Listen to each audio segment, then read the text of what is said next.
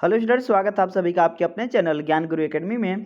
बच्चों, बहुत ही खुशी की बात है कि आज हम अपने समय पे निर्धारित समय जो 4 बजे है बच्चों, आज मैं 4 बजे आप लोग का लाइव ले रहा हूँ बच्चों। 4 बजे लाइव क्लास जो हर शाम को होती है, हर रोज़ शाम को 4 बजे शिक्षा शास्त्र क्लास 12th के स्टूडेंट का बच्चों बहुत ही ज़बरदस्त क्लास चलता है। तो सभी बच्चे, जो भी बच्चे लाइव जुड़े हैं, सभी का एक बार पुनः अभिनंदन है, स्वागत है आपके अपने चैनल ज्ञान गुरु एकेडमी में।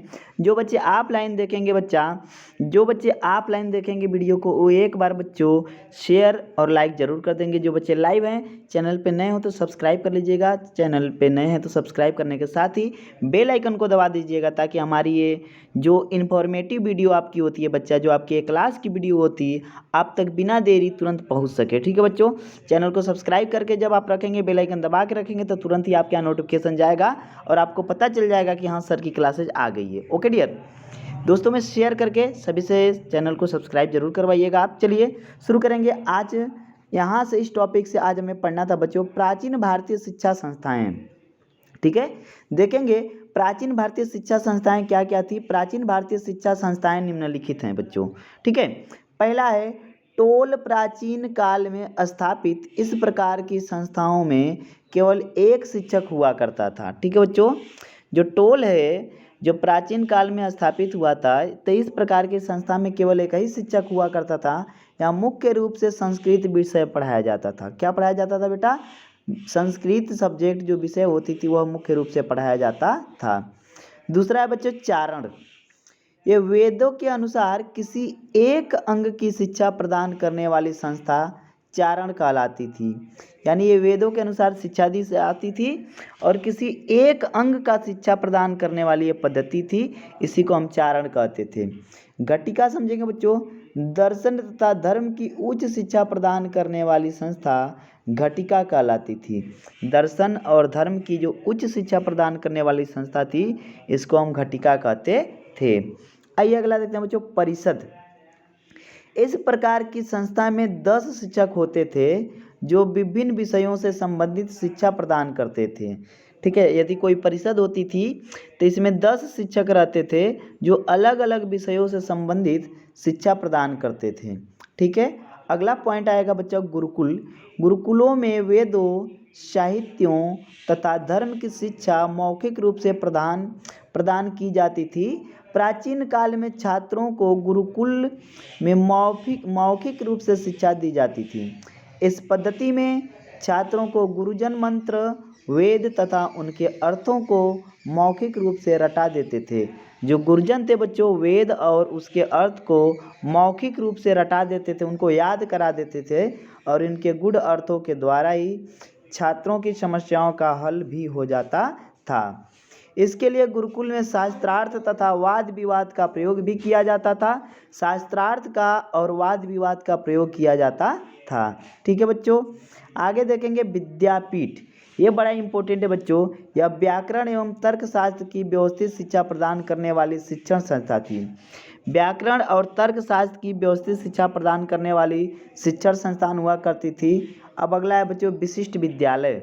इस प्रकार की संस्था में भी एक ही विषय की विशिष्ट शिक्षा प्रदान की जाती थी। एक ही विषय की विशेष शिक्षा प्रदान की जाती थी। अब फिर आया बच्चों मंदिर महाविद्यालय। प्राचीन काल में कुछ मंदिर शिक्षण संस्थाओं के रूप में कार्य करते थे, जिनमें धर्म, दर्शन, वेद तथा व्याकरण आदि की शिक्षा दी जाती थी। अगला पॉइंट है बच्चों ब्राह्मणीय महाविद्यालय। इस प्रकार की संस्था को चतुष्पथी भी कहा जाता था। इन विद्यालयों में दर्शन, पुराण, कानून, व्याकरण आदि विषयों की शिक्षा दी जाती थी। ठीक है, अब अगला है विश्वविद्यालय। ठीक है बच्चों, विश्वविद्यालय को समझेंगे अच्छी तरीके से।